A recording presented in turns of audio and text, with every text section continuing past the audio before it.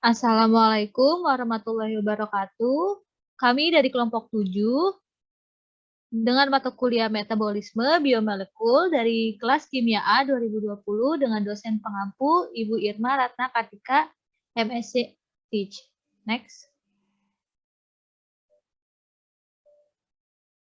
Sebelumnya, perkenalkan anggota kelompok kami, saya Nela Mustafa dan teman-teman saya yaitu Elzi Angelina, Iva Wikoy Kairani, Muhammad Hadiansyah Komering, dan Nur Afianti.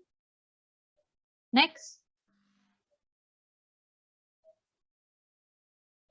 Ya, ini adalah topik pembahasan kita pada metabolisme lipid. Yang pertama ada sejarah metabolisme lipid, yang kedua ada prinsip katabolisme dan anabolisme lipid, yang ketiga ada kaitan lemak sederhana, glikolipid, dan lipoprotein dengan metabolisme. Next. Kemudian ada proses katabolisme, lalu proses beta oksidasi, mekanisme beta oksidasi, anabolisme lipid, dan mekanisme pengendalian. Next. Ya, yang pertama saya akan membahas tentang sejarah lipid. Nah, ditemukan oleh Konrad Emil Bloch pada tahun 1964. Penemuan ini tentang mekanisme dan pengaturan metabolisme kolesterol dan asam lemak. Bloch berbagi hadiah Nobel dalam fisiologi atau kedokteran pada tahun 1964 dengan rekan senegaranya yaitu Fedor Lin untuk penemuan mereka mengenai mekanisme dan regulasi metabolisme kolesterol dan asam lemak. Pekerjaan mereka yaitu menunjukkan bahwa tubuh pertama membuat squalen dari asetat melalui banyak langkah dan kemudian mengubah squalen menjadi kolesterol. Mereka juga menelusuri semua atom karbon dalam kolesterol kembali ke asetat. Beberapa penelitian dilakukan dengan menggunakan radioaktif asetat dalam cetakan roti. Hal ini dimungkinkan karena jamur juga menghasilkan squalen. Kemudian yang kedua ditemukan oleh George Burr pada tahun 1929. Ia menemukan bahwa asam lemak sangat penting untuk kesehatan. Pada awal 1990-an, pada tahun 1900-an, lemak makanan dipandang hanya sebagai sumber kalori yang dapat dipertukarkan dengan karbohidrat. Namun pada 1929, sebuah tim, yaitu George dan istrinya, menerbitkan ada 2 makalah yang mengembalikan gagasan tersebut melalui analisis cermat terhadap tikus yang diberi makan khusus. George dan istrinya menemukan bahwa asam lemak sangat penting untuk kesehatan. Jika asam lemak hilang dalam makanan, sindrom defisiensi terjadi dan sering menyebabkan kematian. Next.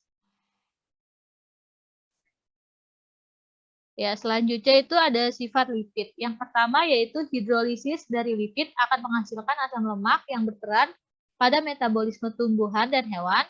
Kemudian lipid tidak larut dalam air, tetapi dapat larut dalam pelarut organik seperti benzena, eter, aseton, kloroform, dan beta dan karbon teraklorida. Selanjutnya yaitu lipid mengandung unsur-unsur karbon, hidrogen, dan oksigen. Beberapa jenis lipid juga memiliki kandungan nitrogen dan fosfor. Dan yang terakhir yaitu lipid tidak mempunyai satuan yang berulang, tidak seperti karbohidrat dan protein. Next.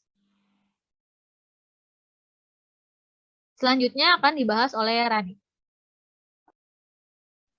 Oke, terima kasih Naila.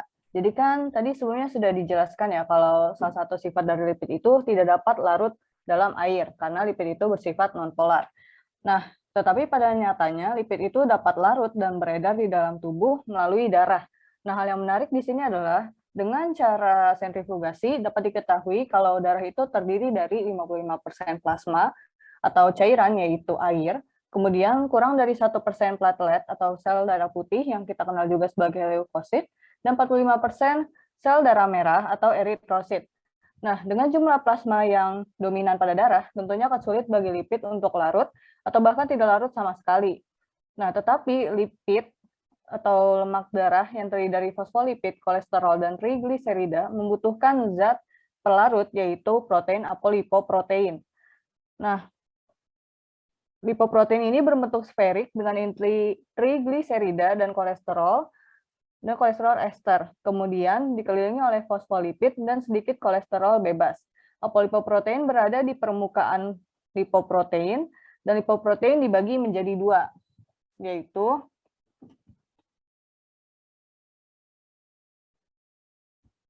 yang pertama itu ada low density lipoprotein yang didapat dari makanan yang dikonsumsi, kemudian berperan dalam transport kolesterol ke hati dan jaringan perifer, dan dikenal sebagai kolesterol buruk. Karena low density lipoprotein dapat melekat pada reseptor dinding pembuluh darah, sehingga jika terdapat kelebihan partikel LDL dalam darah, maka LDL akan masuk ke lapisan subendotel pembuluh darah dan memicu pembentukan sel busa yang nantinya dapat berkembang menjadi fatty streak atau alur lemak. Selain itu, LDL pada plasma yang meningkat dan beredar lama dalam sirkulasi akan bersifat aterogenik karena mengalami kemungkinan oksidasi, agregasi, dan berdekatan dengan proteoglikan atau menyatu dengan kompleks imun yang lebih kuat. Nah, aterogenik ini adalah pembentukan ateroma yang khususnya pada primata, termasuk manusia, pada area yang disebut tunika intima. Ateroma adalah penyebab sebagian besar penyakit jantung koroner. Kemudian yang kedua ada high density lipoprotein atau HDL. Nah, HDL ini disintesis di dalam hati dan usus halus, kemudian berperan dalam transportasi dan metabolisme kolesterol, juga fosfolipid dan trigliserida, dan dikenal sebagai kolesterol baik. Nah, kenapa dikenal sebagai kolesterol baik? Karena mampu mengangkat kelebihan kolesterol dari plak aterosklerosis, juga memiliki sifat antioksidan serta antiinflamasi yang mampu melindungi sistem kardiovaskuler. Nah, HDL dalam sirkulasi juga mengangkut protein endogen, hormon, dan mikroRNA ke berbagai organ. Nah, kalau dari perbandingan strukturnya, low density lipoprotein itu kayak kepadatan proteinnya itu rendah. Jadi dia lebih banyak kolesterolnya, sedangkan kalau high density lipoprotein itu dia kepadatan proteinnya lebih tinggi dan kolesterolnya lebih sedikit. Oke, selanjutnya akan dijelaskan oleh rekan saya. Oke, selanjutnya pencernaan lipid. Next.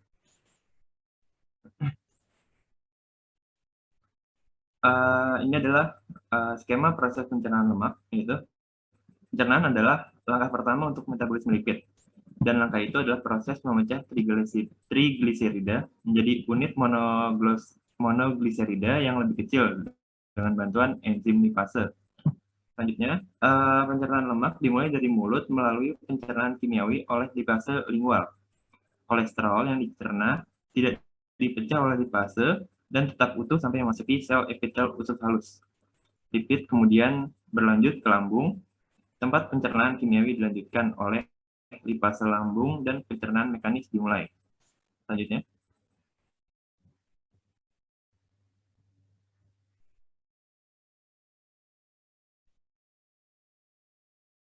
Lalu ada penyerapan lipid.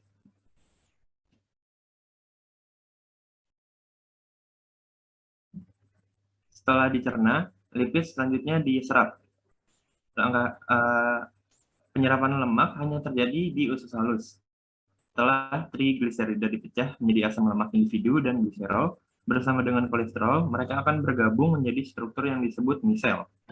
Asam lemak dan monogliserida meninggalkan misel dan berdifusi melintasi membran untuk memasuki sel epitel usus. Dalam sitosol sel epitel, trigliserida dan kolesterol dikemas menjadi partikel yang lebih besar yang disebut kilomikron, yang merupakan struktur amfifatik yang mengangkut lemak yang dicerna. Selanjutnya.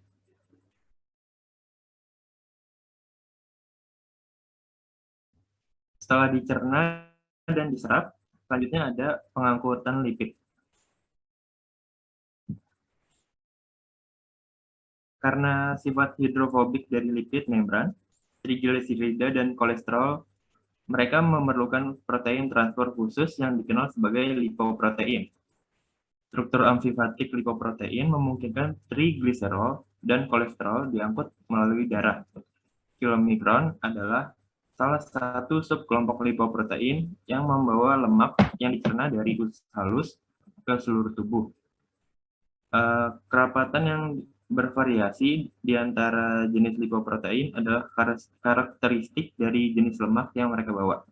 Sebagai contoh, lipoprotein densitas sangat rendah atau VLDL membawa trigliserida yang disintesis oleh tubuh kita dan lipoprotein. Dan kalau yang densitas rendah atau LDL mengangkut kolesterol ke jaringan perifer kita. Sejumlah lipoprotein ini disintesis di hati, tetapi tidak semuanya berasal dari organ ini. Selanjutnya.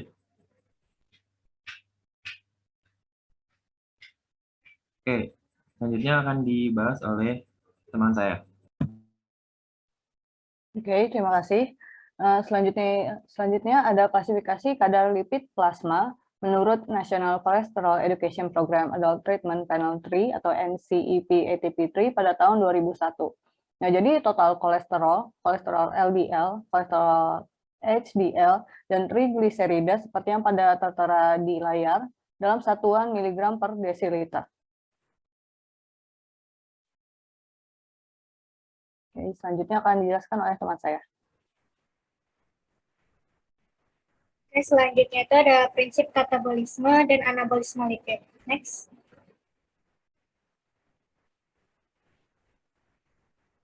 Katabolisme adalah suatu fase metabolisme terjadinya pembongkaran atau degradasi senyawa-senyawa bermolekul besar menjadi senyawa bermolekul kecil dengan pembentukan ATP dan NADH.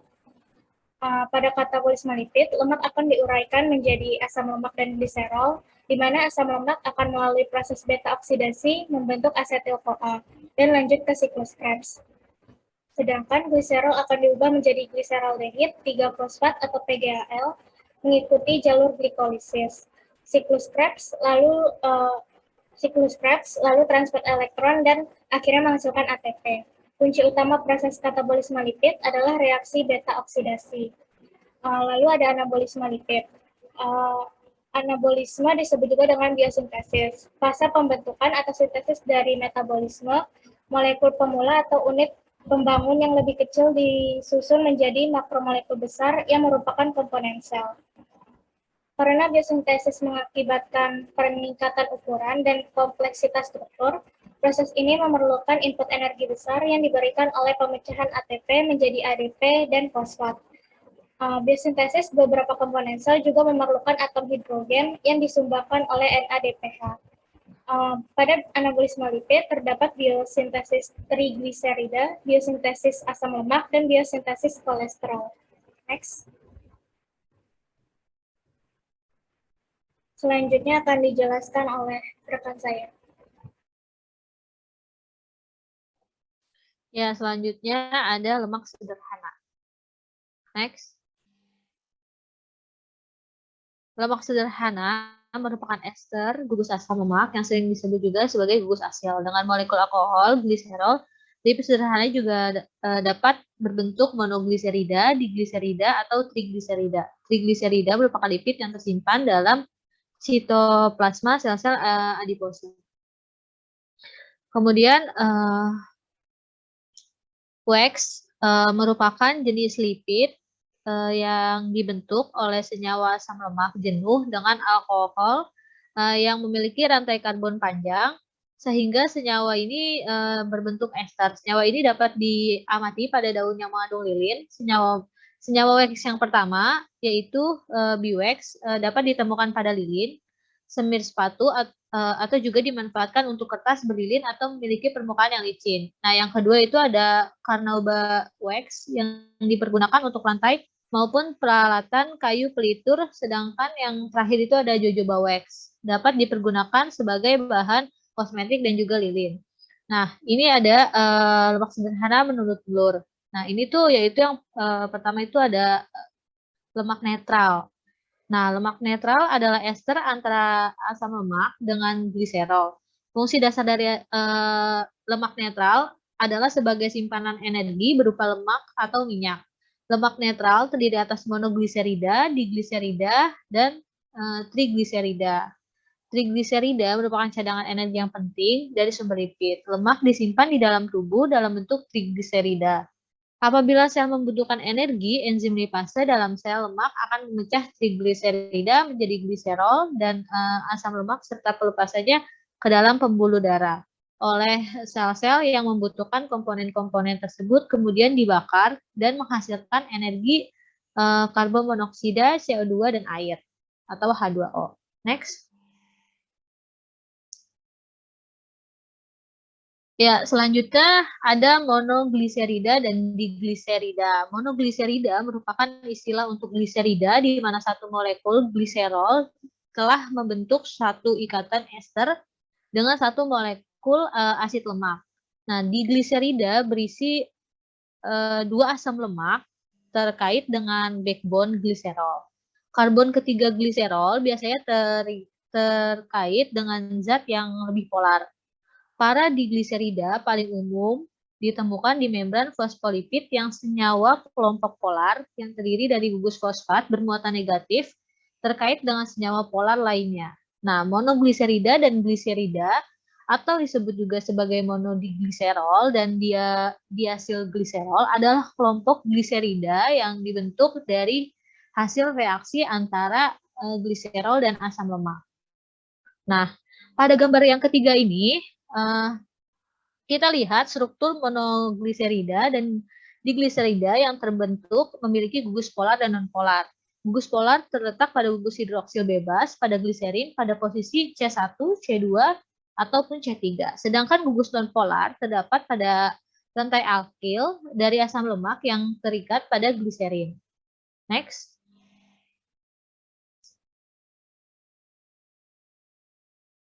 Nah, setelah tadi monogliserida dan digliserida, sekarang kita akan membahas trigliserida. Nah, trigliserida terdiri dari 3 asam lemak yang tersambung dengan single gliserol. Asam lemak pembentuk trigliserida dapat terdiri dari jenis yang sama atau campuran atau lebih dari asam lemak. Nah, gugus hidroksil polar pada gliserol atau gugus karboksil polar pada asam lemak akan membentuk ikatan ester. Nah, trigliserida yang terbentuk bersifat nonpolar, hidrofobik, dan tidak larut dalam air. Nah, gliserida dapat diperoleh dari berbagai sumber yang punya sifat fisiokimia yang berbeda satu sama lain karena perbedaan jumlah dan jenis ester yang terdapat di dalamnya. Nah, trigliserida bersifat nonpolar karena gugus hidroksil pada gliserin telah diesterifikasi oleh gugus karboksil dari asam lemak. Oleh karena itu, trigliserida bersifat tidak larut air, tetapi larut dalam senyawa organik nonpolar seperti heksana dan ester. Dengan demikian, lemak dari sumber bahan pangan dapat diekstrak dengan menggunakan pelarut nonpolar tersebut. Pada tubuh manusia, lemak yang terdapat dalam trigliserida adalah yang pertama itu ada asam palmitik. Nah, yang kedua itu ada asam stearik dan yang ketiga itu ada asam oleik. Next. Ya, selanjutnya ada metabolisme trigliserida. Metabolisme trigliserida dalam tubuh dibagi menjadi dua, yaitu jalur endogen dan jalur eksogen.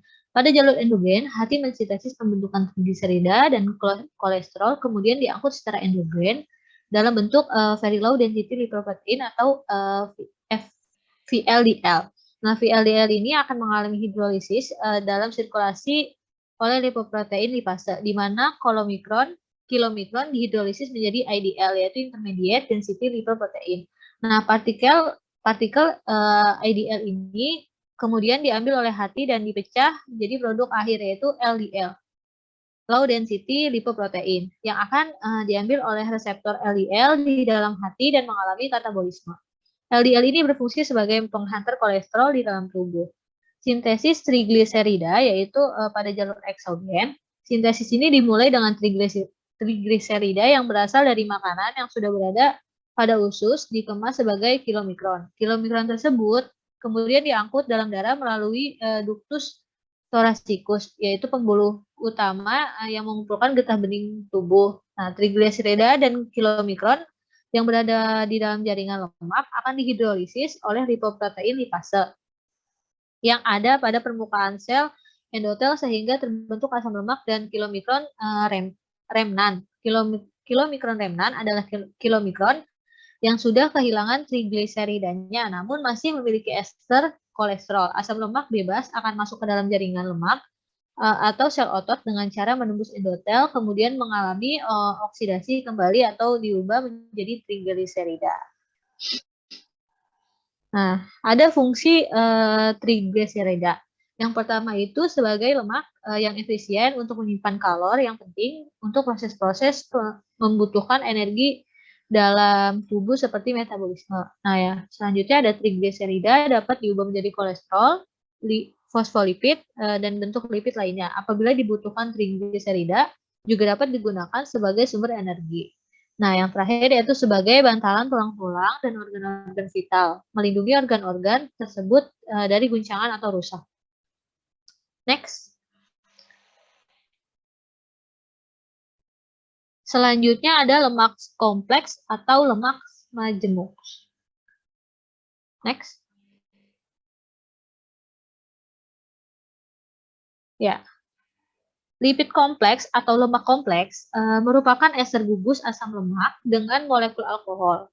Lipid kompleks juga berikatan dengan molekul yang lain seperti asam fosfat dan senyawa nitrogen tertentu. Asam lemak tidak hanya mengalami proses esterifikasi atau esterifikasi menjadi molekul lipid yang lebih kompleks, tetapi juga dapat mengalami proses transformasi metabolik menjadi senyawa-senyawa baru yang disebut sebagai turunan lipid. Nah, lipid membran terdiri dari molekul lipid amfipatik, yakni mengandung gugus hidrofilik, sukar air atau polar, dan juga gugus hidrofobik, takut air atau nonpolar. Terdapat 3 jenis lipid amfipatik, yaitu fosfolipid, glikolipid, dan kolesterol. Masing-masing jumlahnya tergantung pada jenis sel, tetapi yang terbanyak penyusun lipid membran adalah fosfolipid. Next.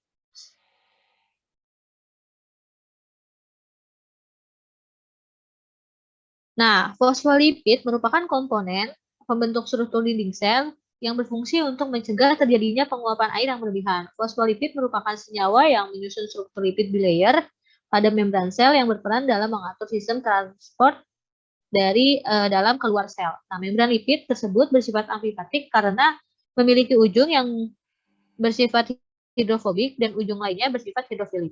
Pada gliserofosfolipid dan beberapa sphingolipid, molekul bagian kepala yang polar berikatan dengan gugus hidrofobik melalui ikatan fosfodiester. Nah, fosfolipid merupakan komponen utama pembentuk membran yang tersusun atas double layer atau membran lipid ini disebut yang bersifat amfipatik karena memiliki ujung yang hidrofobik dan ujung lainnya hidrofilik. Nah, selanjutnya fungsi dari fosfolipid antara lain sebagai bahan penyusun membran sel. Membran-membran sel tersusun dari protein yang tertanam dan menyatu dengan suatu lapisan rangkap dari molekul fosfolipid. Next.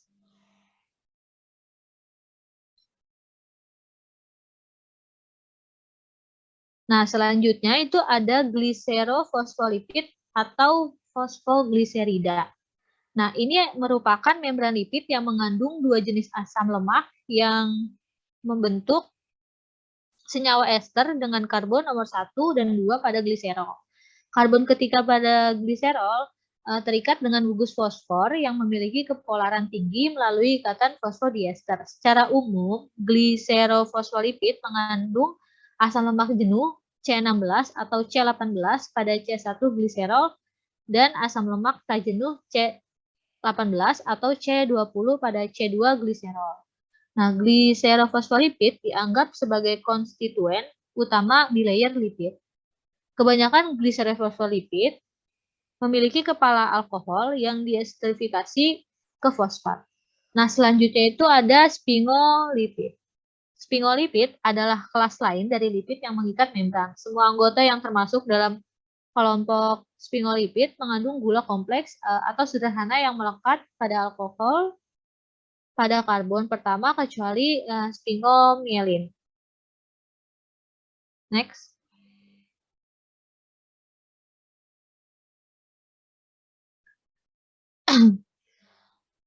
Selanjutnya ada glikolipid. Glikolipid merupakan lipid dengan karbohidrat yang diikat oleh ikatan glikosidik atau kovalen.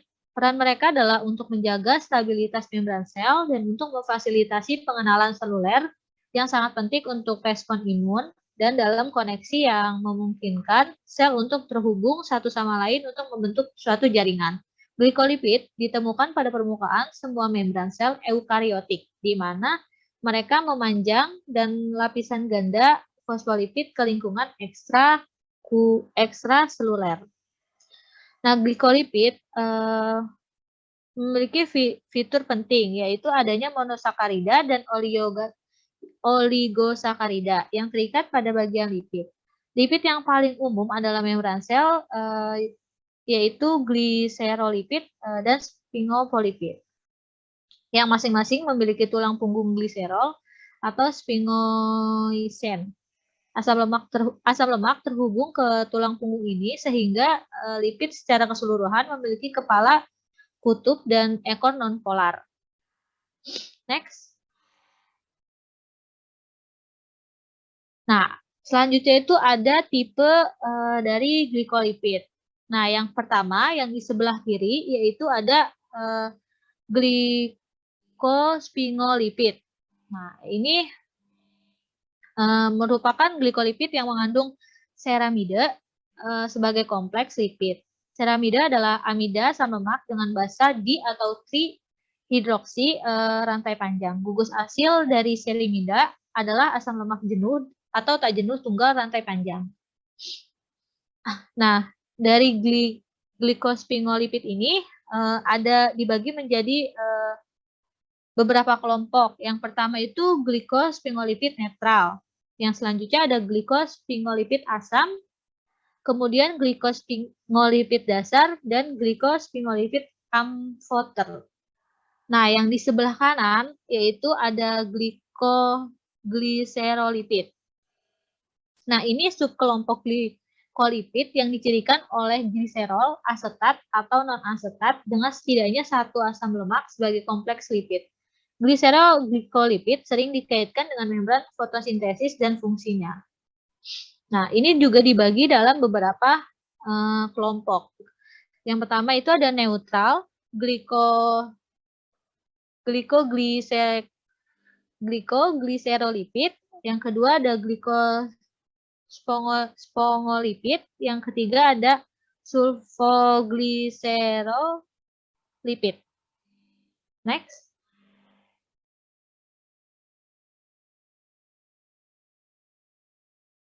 Nah, di sini kita akan membandingkan apa sih perbedaan dari glikolipid dan glikoprotein. Nah, perbedaan dari glikolipid dan glikoprotein, kalau glikolipid merupakan molekul lipid dengan rantai pendek karbohidrat yang melekat. Glikolipid terutama terjadi pada membran sel dan fungsinya yaitu untuk terlibat dalam pengenalan sel. Sebagai perbandingannya, yaitu ada glikoprotein. Nah, glikoprotein ini molekul protein yang melekat pada rantai pendek karbohidrat. Mereka terjadi pada membran sel serta dalam darah. Nah, fungsi utama dari glikoprotein yaitu sebagai antigen. Nah, adapun persamaan dari glikolipid dan glikoprotein. Glikolipid dan glikoprotein adalah dua jenis molekul yang terutama ditemukan pada membran sel. Nah, mereka merupakan lipid yang terikat pada rantai karbohidrat pendek serta glukosa, galaktosa, laktosa, fruktosa, asam sialat, N-asetil, glukosamin, dan lain-lain. Selanjutnya, rantai karbohidrat menonjol keluar dari permukaan sel. Umumnya mereka berfungsi sebagai molekul reseptor yang mengikat hormon dan neurotransmitter memulai berbagai jalur sinyal dan sel. Next. Selanjutnya ada metabolisme lipoprotein. Tadi sudah disinggung sedikit oleh Rani tentang lipoprotein, dan di sini saya akan membahas tentang metabolisme lipoproteinnya. Next.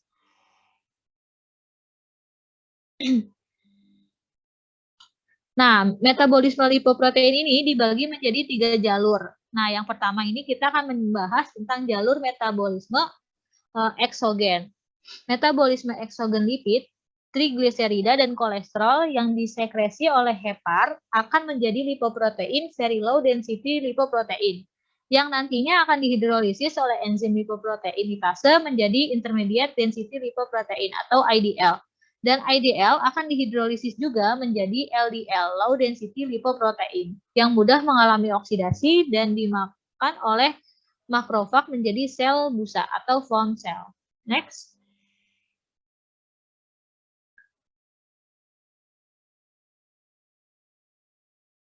Yang kedua ada jalur endogen. Jalur endogen lipid ini makanan mengandung kolesterol dan trigliserida yang nantinya akan diubah menjadi kilomikron bersama dengan substansi lain untuk dibawa ke hepar.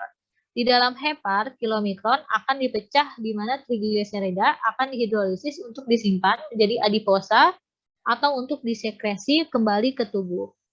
Next.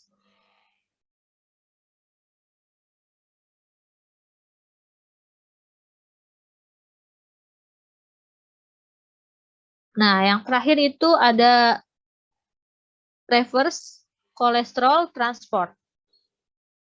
Nah, ini HDL akan dilepas sebagai partikel kecil miskin kolesterol yang mengandung apolipoprotein. Nah, HDL nascent ini berasal dari usus halus dan hati, mempunyai bentuk yang gepeng dan mengandung apolipoprotein A1. HDL nascent akan mendekati makrofag untuk mengambil kolesterol yang tersimpan di makrofag. Setelah mengambil kolesterol dari makrofag, HDL nascent berubah menjadi HDL dewasa yang berbentuk bulat. Agar dapat diambil oleh HDL nascent, kolesterol di bagian dalam dari makrofag harus dibawa ke permukaan membran sel makrofag untuk transporter yang disebut adenosin trifosfat binding. Nah, setelah mengambil kolesterol bebas dari sel makrofag, kolesterol bebas diesterifikasi menjadi kolesterol ester oleh enzim LCAT atau lecithin kolesterol asiltransferase. Nah, selanjutnya sebagian kolesterol ester yang dibawa oleh HDL akan mengambil 2 jalur. Jalur pertama yaitu ke hati dan ditangkap oleh scavenger reseptor kelas B tipe 1 yang dikenal sebagai SRB1, dan jalur kedua yaitu kolesterol ester dalam HDL akan dipertukarkan dengan trigliserida dari FLDL atau IDL dengan bantuan kolesterol ester transfer protein. Dengan demikian, fungsi HDL sebagai penyerap kolesterol dari makrofag mempunyai 2 jalur, yaitu dari hati dan jalur tidak langsung melalui FADL dan IDL untuk membawa kolesterol kembali ke hati. Next. Nah, selanjutnya akan dibahas oleh rekan saya. Ya, baik. Selanjutnya yaitu ada proses katabolisme lipid. Boleh di next. Katabolisme merupakan reaksi pemecahan atau penguraian senyawa kompleks atau organik menjadi senyawa sederhana yang menghasilkan energi. Untuk dapat digunakan oleh sel, energi yang dihasilkan harus diubah terlebih dahulu menjadi ATP atau adenosin trifosfat. ATP ini merupakan gugus adenin yang berikatan dengan 3 gugus fosfat. Pelepasan gugus fosfat menghasilkan energi yang digunakan langsung oleh sel, yang digunakan untuk melangsungkan reaksi-reaksi kimia, pertumbuhan, transportasi, gerak, reproduksi, dan lain-lain. Tujuan utama katabolisme lipid ini adalah untuk membebaskan energi yang terkandung di dalam senyawa sumber. Katabolisme lipid ini berlangsung di dalam membran luar mitokondria. Next. Selanjutnya ada proses katabolisme lipid. Setelah kilomikron mencapai jaringan, partikel-partikel ini akan dipecah oleh lipoprotein lipase di permukaan lumina sel endotelial dan kapiler untuk melepaskan trigliserida. Kemudian trigliserida akan dipecah menjadi asam lemak dan gliserol sebelum memasuki sel, dan kolesterol yang tersisa akan kembali mengalir melalui darah ke dalam hati.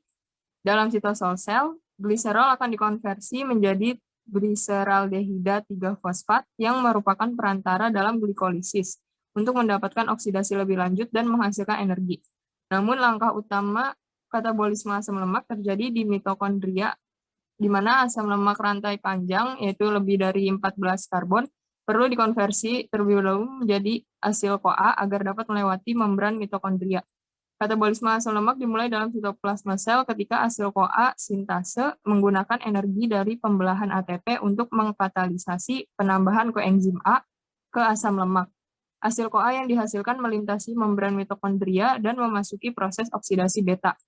Produk utama jalur oksidasi beta ini adalah asetil-CoA, yaitu yang digunakan dalam siklus asam sitrat untuk menghasilkan energi, NADH dan FADH.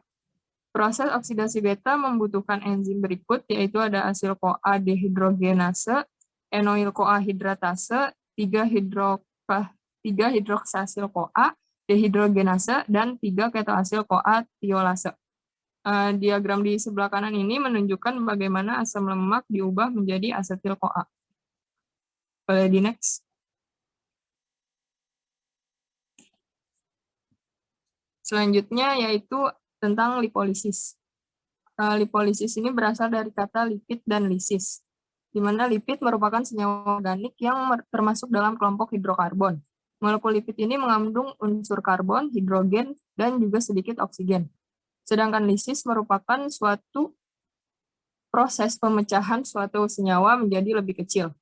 Lipolisis merupakan suatu proses di mana terjadi dekomposisi kimiawi dan pengelepasan lemak dari jaringan lemak. Bila mana diperlukan energi tambahan, maka lipolisis merupakan proses yang predominan terhadap proses lipogenesis. Enzim hormon sensitif lipase atau HSL akan menyebabkan terjadinya hidrolisis trigliserida menjadi asam lemak bebas dan gliserol. Kemudian asam lemak yang dihasilkan akan masuk ke dalam pool asam lemak, di mana akan terjadi proses reesterifikasi, beta oksidasi atau asam lemak tersebut akan dilepas masuk ke dalam sirkulasi darah untuk menjadi substrat bagi otot skelet, otot jantung, dan juga hati.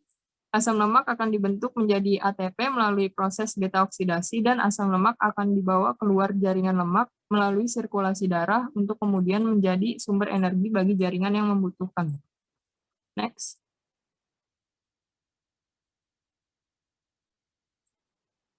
Proses lipolisis.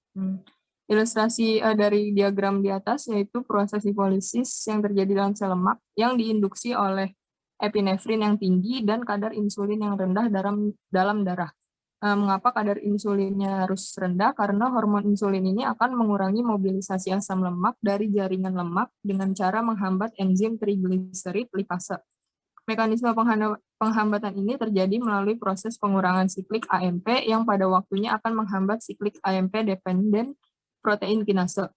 Epinefrin berikatan dengan reseptor beta adrenergik di membran sel adiposit yang menyebabkan CAMP dihasilkan di dalam sel. CAMP ini merupakan hasil konversi dari ATP yang reaksinya dikatalisis oleh enzim adenilat siklase. CAMP mengaktifkan protein kinase yang memfosforilasi dan dengan demikian mengaktifkan lipase yang sensitif terhadap hormon dalam sel lemak. Lipase ini memotong asam lemak bebas dari ikatannya dengan gliserol dalam lemak yang disimpan dalam tetesan lemak adiposit. Kemudian asam lemak bebas dan gliserol akan dilepaskan ke dalam darah. Di next. Selanjutnya akan dijelaskan oleh rekan saya. Oke, terima kasih. Nanti selanjutnya ada proses beta oksidasi. Nah, jadi kenapa dinamakan beta oksidasi? Karena karbon beta dalam asam lemak mengalami oksidasi menjadi gugus karbonil. Nah, beta oksidasi adalah proses katabolis seperti yang sudah dijelaskan tadi, di mana molekul asam lemak terpecahkan di dalam sitosol organisme prokariot dan di dalam mitokondria organisme eukariot untuk menghasilkan asetil-CoA yang nantinya memasuki siklus asam sitrat. Kemudian NADH dan FADH2 yang merupakan koenzim digunakan dalam rantai transport elektron. Nah, beta oksidasi sendiri difasilitasi oleh protein trifungsional mitokondria, yaitu sebuah kompleks enzim yang berkaitan dengan membran bagian dalam mitokondria. Nah, keseluruhan reaksi satu siklus beta oksidasi adalah seperti yang tertera pada layar. Nah, yang pertama-tama itu ada beta oksidasi asam lemak rantai genap, karena peraturan beta oksidasi mengikuti aturan rantai genap. Nah, contohnya di sini adalah asam laurat dengan rantai karbonnya berjumlah 12. Nah, jadi yang pertama terjadi adalah proses dehidrogenasi. Jadi terbentuk ikatan rangkap pada karbon alfa dan karbon beta dengan bantuan FAD yang nanti akan menghasilkan FADH2. Nah, kemudian ketika sudah terbentuk ikatan rangkap, akan terjadi hidrasi dengan bantuan enzim NO-CoA hidratase, tentunya juga dengan H2O, dan membentuk gugus OH atau membentuk gugus alkohol pada karbon betanya.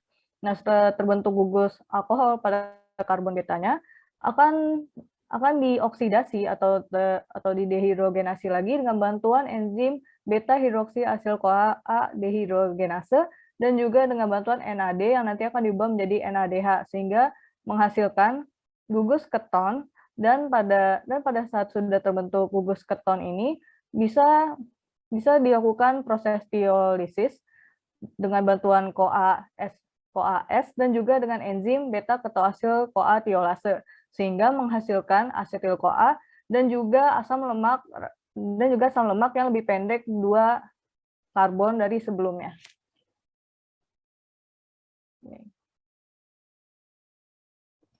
Nah, selanjutnya ada beta oksidasi asam lemak rantai ganjil. Jadi kan asam lemak rantai jumlah karbonnya ganjil dioksidasi dengan cara yang sama dengan asam lemak rantai karbon genap. Tetapi produk yang dihasilkan pada akhirnya adalah propionil CoA dan asetil CoA.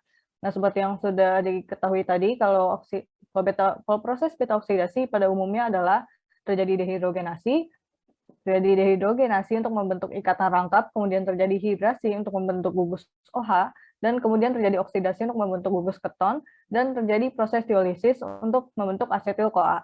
Nah, pada layar terlihat contoh asam lemak dengan rantai ganjil yang berjumlah 15. Nah, jadi dengan asam lemak yang berantai ganjil berjumlah 15 ini dapat dilakukan 6 kali proses beta oksidasi sehingga menghasilkan 6 NADH ditambah dengan 6 FADH2. Kemudian tentunya pada hasil akhirnya bisa didapatkan 6 asetil CoA dan juga didapatkan 1 propionil CoA.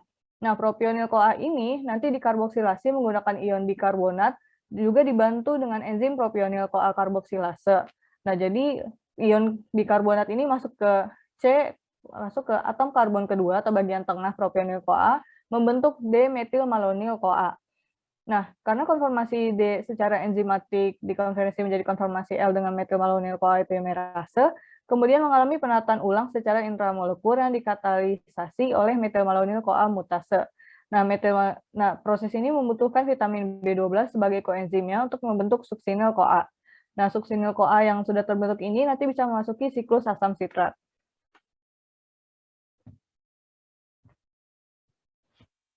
Nah, jadi mungkin untuk kesimpulannya, untuk merangkum lagi, untuk proses beta oksidasi asam lemak jenuh, yang pertama yaitu terjadi dehidrogenasi untuk membentuk FADH2 dan gugus asil asam dengan ikatan rangkap dalam konfigurasi trans. Kemudian yang kedua itu terjadi hidrasi lintas ikatan rangkap untuk menempatkan gugus hidroksil pada karbon ketiga dalam konfigurasi L. Dan yang ketiga yaitu oksidasi gugus hidroksil untuk membentuk keton. Kemudian yang keempat, terjadi pemecahan tiolitik untuk melepas asetil CoA dan asam lemak 2 karbon lebih pendek dari asam lemak awal. Oke, jadi kan contoh-contoh yang tadi itu merupakan proses beta oksidasi pada asam lemak jenuh. Nah, kemudian sekarang ini ada contoh proses beta oksidasi asam lemak rantai genap tidak jenuh. Contohnya adalah asam linoleat yang berjumlah rantainya 18. Nah, jadi dari struktur asam linoleat ini dapat dilakukan 3 kali proses beta oksidasi sehingga dihasilkan 3 asetil CoA yang ditandai dengan 3 tanda panah ini. Nah, kemudian karena yang tersisa ikatan rangkap pada rantainya, jadi dilakukan isomerisasi agar ikatan cis-nya ini berubah menjadi ikatan trans dengan bantuan enzim cis delta 2 NL CoA isomerase.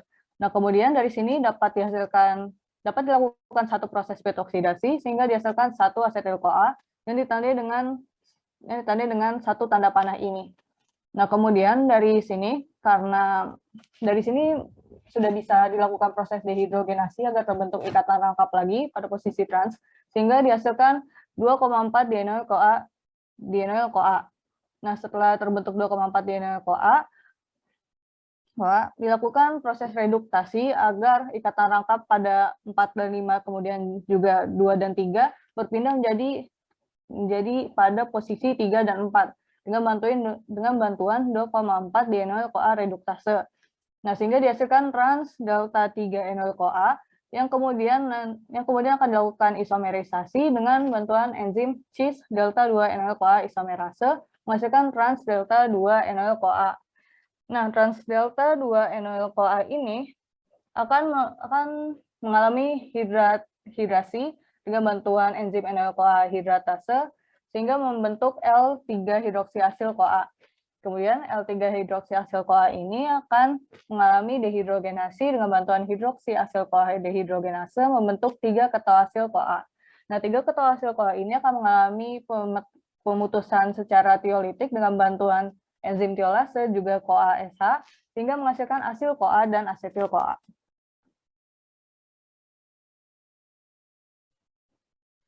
Nah, selanjutnya ada proses beta oksidasi untuk asam lemak ganjil tidak jenuh. Contoh yang saya ambil di sini adalah asam lemak ganjil dengan rantai karbonnya itu berjumlah 9. Nah, jadi dengan struktur seperti ini, maka dapat dilakukan satu kali proses beta oksidasi sehingga dihasilkan satu asetil CoA. Nah, kemudian karena ikatan rangkap di sini masih cis, maka diubah menjadi ikatan rangkap trans dengan bantuan enzim cis delta 3 enoil-CoA isomerase. Nah, setelah berubah senyawanya jadi seperti ini, dapat dilakukan lagi satu kali proses beta oksidasi sehingga dihasilkan satu asetil CoA. Nah, kemudian karena ini sudah terbentuk normal lagi, maksudnya bisa dilakukan proses beta oksidasi normal, sehingga dilakukan dehidrogenasi dengan bantuan enzim asil CoA dehidrogenase, juga dengan bantuan FAD yang nantinya diubah menjadi FADH2, sehingga menghasilkan trans delta 2 enoil-CoA. Nah, trans delta 2 enoil-CoA akan mengalami hidrasi dengan bantuan enoil-CoA hidratase membentuk L3-hidroksiasil-CoA.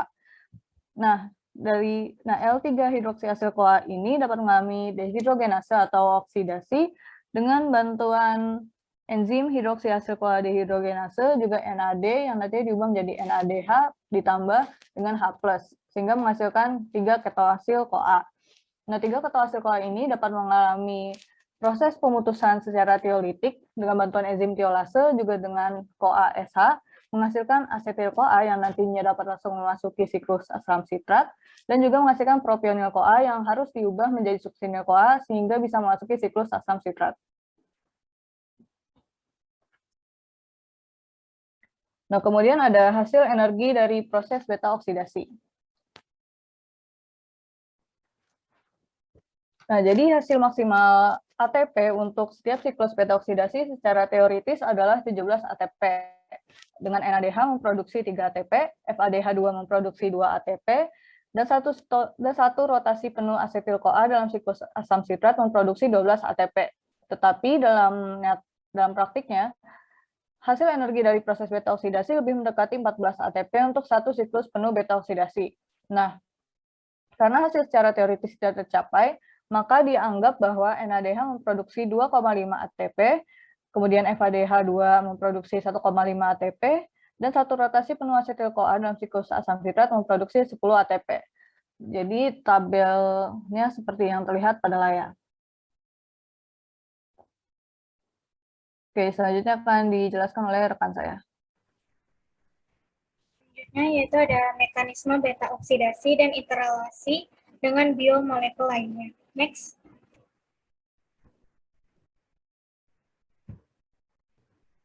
Proses beta oksidasi asam lemak terdiri dari 4 tahap.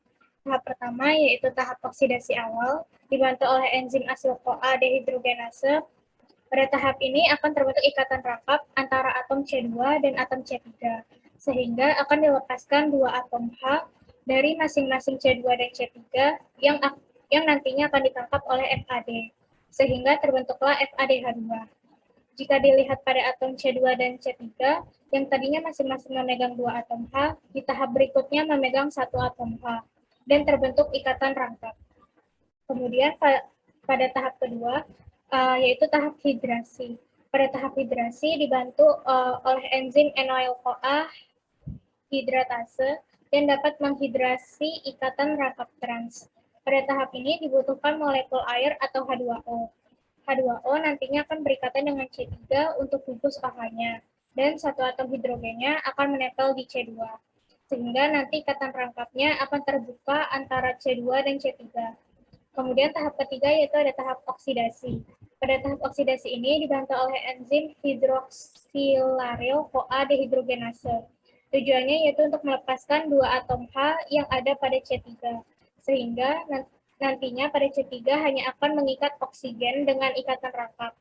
Atom H ini nantinya akan berikatan dengan NAD+, sehingga terbentuklah NADH. Dan yang terakhir yaitu tahap tiolisis, yang dibantu dengan enzim tiolase. Pada tahap ini terjadi pemotongan antara C2 dan C3, sehingga akan dihasilkan satu gugus asetil-CoA yang terdiri dari 2 atom karbon dan asil-CoA atau asam lemak yang berikatan dengan koenzim A, yang jumlah atom karbonnya sudah berkurang 2. Next.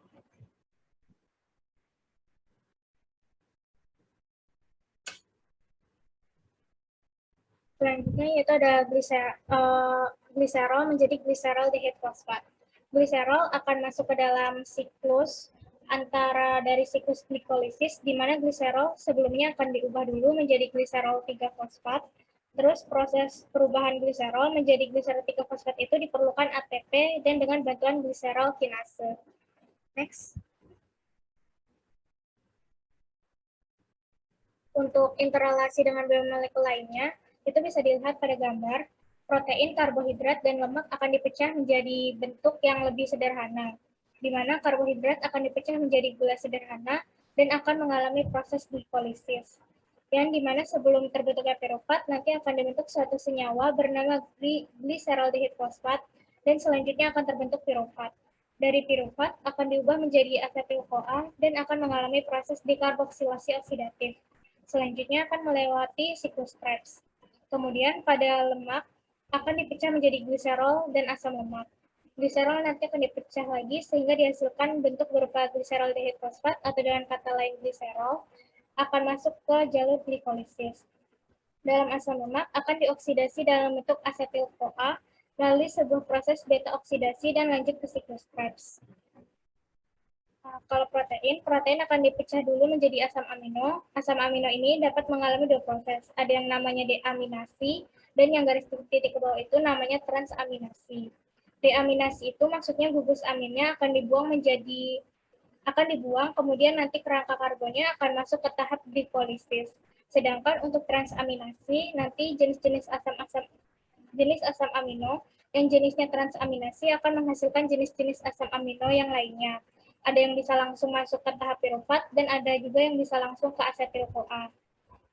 Dan ada juga jenis-jenis asam amino seperti arginin, prolin, histidin, dan glutamin, itu nantinya akan diubah menjadi glutamat. Selanjutnya glutamat akan diubah menjadi alfa-ketoglutarat, yang merupakan salah satu tahapan dari siklus Krebs. Dan jenis asam amino yang lainnya seperti tirosin, fenilanin akan diubah menjadi fumarat, dan jenis metionin dan juga valin nanti dia akan berubah menjadi suksinat. Protein, karbohidrat, dan lemak paling banyak bertemu di asetil-CoA. Bisa dilihat di bagian protein, ada jenis asam amino yang dapat langsung masuk ke tahap asetil-CoA. Kemudian pada karbohidrat juga akan melalui tahap asetil-CoA. Dan pada lemak, asam lemak juga akan melalui tahap asetil-CoA, sehingga pertemuan protein, karbohidrat, dan lemak akan bertemu di tahap asetil-CoA. Next. Lalu ada anabolisme lipid.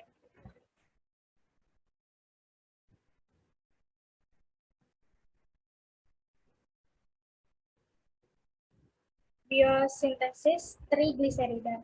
Pembentukan trigliserida terjadi melalui 4 tahap, yaitu pembentukan gliserol fosfat, terus ada Pada tahap kedua itu direaksikan dengan 2 mol asil koenzim A menghasilkan asam fosfatida. Tahap ketiga itu dihidrolisis dengan katalis perfatase menghasilkan 1,2 digliserida. Dan tahap 4 itu asilasi 1,2 digliserida menghasilkan trigliserida. Tahap pertama, sintesis trigliserida ialah pembentukan gliserol-fosfat. Pembentukan gliserol-fosfat sendiri dapat terjadi melalui gliserol maupun dihidroksi aseton fosfat. Dari gliserol menjadi gliserol aseton fosfat terjadi pelepasan energi dari ATP menjadi ADP. Sedangkan dari hidroksi aseton fosfat untuk menjadi gliserol fosfat mendapatkan bantuan oleh NAD+ dan NADH sebagai koenzimnya. Lalu pada tahap kedua, senyawa gliserol fosfat yang terbentuk bereaksi dengan 2 mol asil koenzim A untuk membentuk suatu asam fosfatidat. Terlihat pada gambar bahwa gugus asil pada asil koenzim A dipindahkan ke gugus hidroksil pada senyawa gliserol fosfat secara bertahap. Reaksi ini dikatalisis oleh enzim gliserol asil transferase. Pada tahap ketiga terjadi reaksi hidrolisis asam fosfatidat dengan enzim fosfatidat forfatase sebagai katalis. Pada reaksi ini membuat gugus fosfat pada asam fosfatidat lepas sehingga dihasilkan 1,2 digliserida. Pada tahap keempat, reaksi asilasi terhadap 1,2 digliserida. Senyawa 1,2 digliserida bereaksi dengan asil koenzim A dan dikatalisis oleh enzim diasil gliserol asil transferase. Molekul asil koenzim A akan terikat pada atom C nomor 3 sehingga terbentuk trigliserida. Next. Lalu ada biosintesis kolesterol. Pada tahap pertama asetil-CoA menjadi isopentenyl difosfat, yang mana terjadinya proses kondensasi 3 molekul asetil-CoA secara berturut-turut dengan katalis aseto-asetil-CoA, eolase, dan HMG-CoA. Sintase yang menghasilkan 3 hidroksi 3-metil glutaril-CoA atau yang dikenal dengan HMG-CoA. Selanjutnya HMG-CoA menjadi mevalonat dengan katalis HMG-CoA reduktase, yang mana 2 NADPH ditambah 2H+ menjadi 2 NADP+. Kemudian mevalonat menjadi mevalonat 5-fosfat dengan bantuan katalisis mevalonat kinase, yang mana ATP menjadi ADP. Selanjutnya mevalonat 5-fosfat menjadi mevalonat 5-difosfat dengan bantuan katalisis fosfomevalonat kinase. Dari ATP menjadi ADP, kemudian mevalonat 5-difosfat menjadi isopentenyl difosfat dengan katalis mevalonat 5-difosfat dikarboksilase, di mana ATP menjadi ADP+, fosfat inorganik. Pada tahap asetil-CoA menjadi isopentenyl difosfat membutuhkan energi 2 NADPH dan 3 energi ATP. Next. Lalu pada tahap kedua ialah isopentenyl difosfat menjadi squalen, di mana isopentenyl difosfat diubah menjadi dimetil difosfat dengan katalis isopentenyl difosfat isomerase, dan kemudian mengalami reaksi kondensasi, mulai dari kepala sampai ekor dengan katalis prenyl transferase, yang menghasilkan gerenyl difosfat. Kemudian terjadinya reaksi kondensasi kedua yaitu gerenyl difosfat dan isopentenyl difosfat dengan katalis parenyl transferase menghasilkan vanesyl difosfat. Kemudian 2 molekul vanesyl difosfat digabung dengan reaksi sintesis squalena, menghasilkan squalen. Next. Pada tahap ketiga ini, squalena berubah menjadi lanosterol, kemudian lanosterol berubah menjadi kolesterol. Next. Lalu ada biosintesis asam lemak. Prekursor untuk asam lemak adalah asetil-CoA dan terjadi di sitosol sel. Reaksi bersih keseluruhan menggunakan palmitat sebagai model substrat adalah 8 asetil-CoA ditambah 7 ATP ditambah 14 NADPH ditambah 6H+ menjadi palmitat ditambah 14 NADP ditambah 6H2O ditambah 7 ADP ditambah 7 fosfat inorganik. Secara keseluruhan, biosintesis asam lemak terbagi menjadi 3 tahap utama, yaitu tahap pertama pembentukan malonyl koenzim A dari asetil koenzim A. Tahap kedua adalah pemanjangan rantai asam lemak sampai terbentuk asam palmitat secara kontinu dengan tiap kali penambahan malonyl koenzim A dan pelepasan CO2. Tahap ketiga adalah pemanjangan rantai asam palmitat secara bertahap bergantung pada keadaan dan komposisi faktor penunjang reaksi dalam sel. Next. Selanjutnya akan dijelaskan oleh teman saya.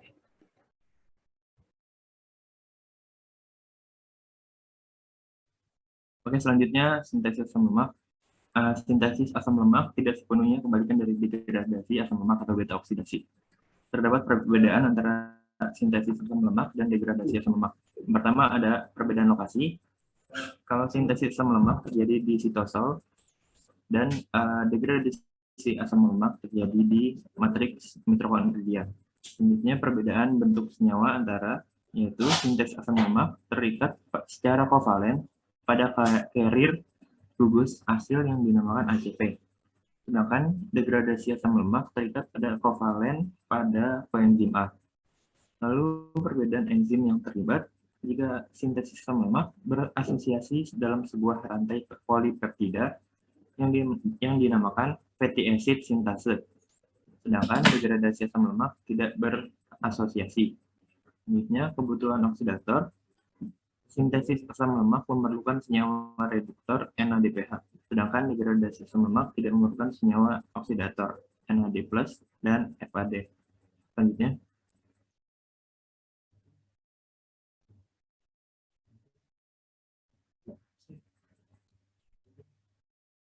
lalu sintesis asam lemak itu apa sih?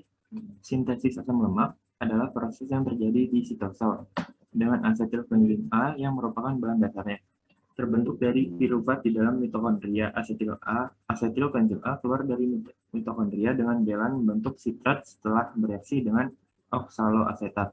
Reaksi ini adalah sebagian dari siklus TCA atau trikarboksilase asid. Selanjutnya,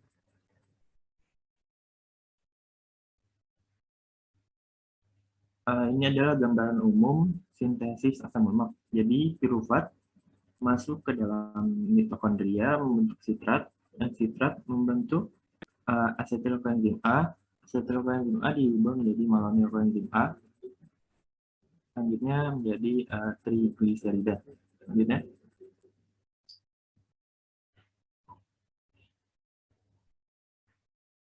ada berbagai tahapan-tahapan sintesis asam lemak. Yang pertama, pengangkutan asetil koenzim A ke dalam sitoplasma. Jadi sitrat masuk ke sitoplasma, membentuk asetil koenzim A dan oksaloasetat menjadi malat menjadi oksaloasetat. Jadi ini berputar-putar, sedangkan setelah menjadi asetil koenzim A masuk ke tahap kedua. Next.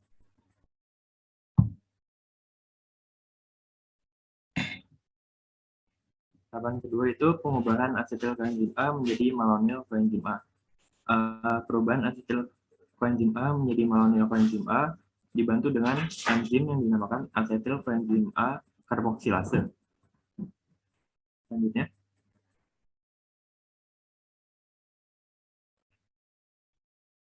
yang ketiga ada transfer gugus asil ke kompleks enzim. Jadi asil ACP tertransfer ke kompleks enzim 3 ketosil ACP. Dari ini 3 ketosil ACP berubah menjadi malonyl ACP dengan bantuan 3 ketosil ACP sintase.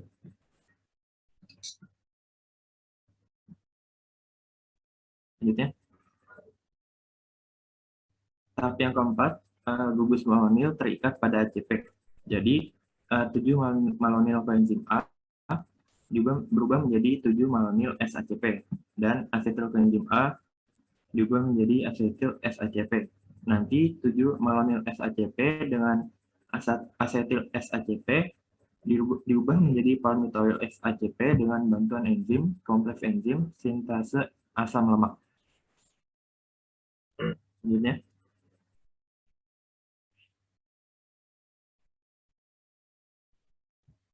yang kelima ada reaksi kondensasi. Jadi setelah kedua gugus yang akan bereaksi yaitu asetil koenzim A dan malonyl koenzim A berada pada kompleks enzim, maka terjadilah reaksi kondensasi.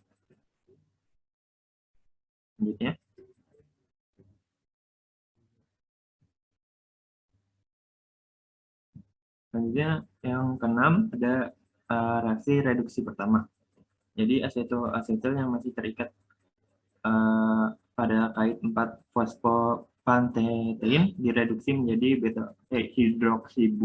hidroksibutiril SACP oleh enzim beta-ketolusil reduktase. Selanjutnya,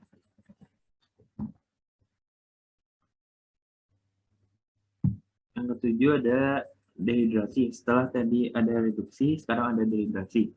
Jadi senyawa yang terbentuk pada reaksi reduksi ini, reduksi yang tadi didehidrasi pada tahap ini. Jadi senyawa yang terbentuk tidak jenuh pada atom C, alfa, dan beta.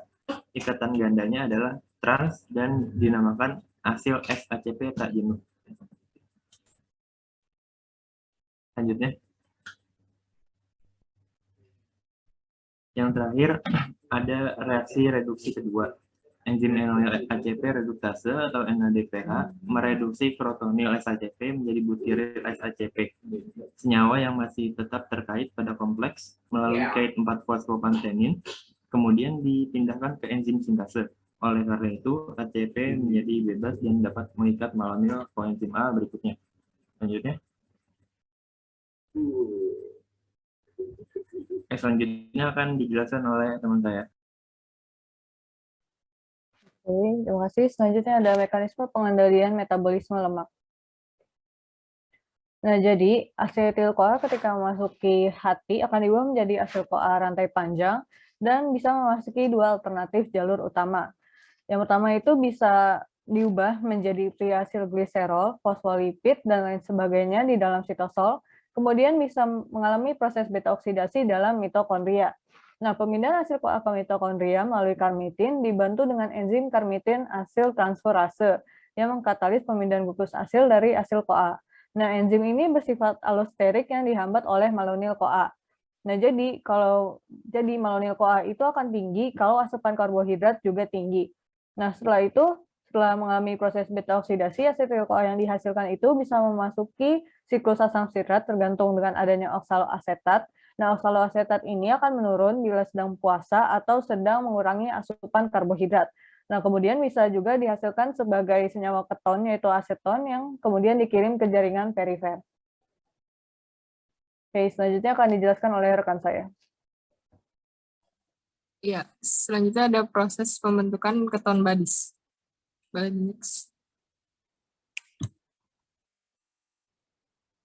Keton merupakan produk dari pemecahan asam lemak. Keberadaan keton dalam urin menandakan bahwa tubuh menggunakan lemak sebagai energi. Pada saat tubuh mengalami kelaparan di mana jumlah karbohidrat tidak mencukupi sebagai energi, maka asam lemak akan diubah menjadi badan keton yang kemudian beredar dalam darah.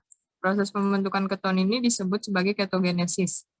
Jadi proses ketogenesis merupakan proses pembentukan badan-badan keton di mana proses ini terjadi akibat pemecahan lemak dan karbohidrat yang tidak seimbang. Proses ketogenesis sering terjadi pada keadaan kelaparan dan diabetes mellitus yang tidak terkontrol. Selanjutnya, ketogenesis ini terjadi dalam matriks mitokondria hati, di mana asam lemak rantai panjang yang ada dalam komponen pangan melalui reaksi beta oksidasi asam lemak akan menghasilkan asetil-CoA. Asetil-CoA ini kemudian akan digunakan dalam ketogenesis yang diawali dengan dua molekul asetil-CoA yang berkondensasi membentuk asetil-CoA dengan bantuan enzim tiolase, serta terjadi pelepasan CoA-SH dan pengurangan rantai gugus asetilnya. Kemudian asetil-CoA ini dengan bantuan enzim HMG-CoA sintase dihidroksi menjadi beta-hidroksi beta-metil-glutaril CoA atau disingkat dengan HMG-CoA.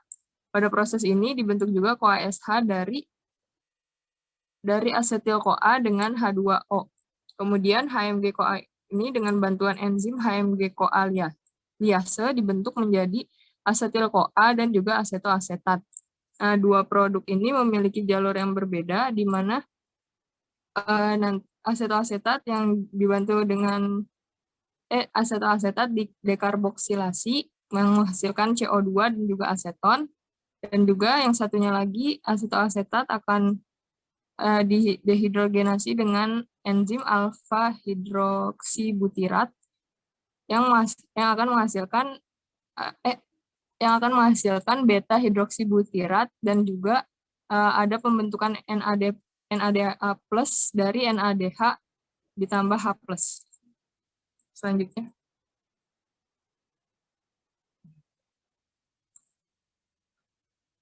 Kemudian ini referensi yang kami gunakan untuk membuat presentasi ini. Next. Terima kasih. Kurang lebihnya mohon maaf. Wassalamualaikum warahmatullahi wabarakatuh.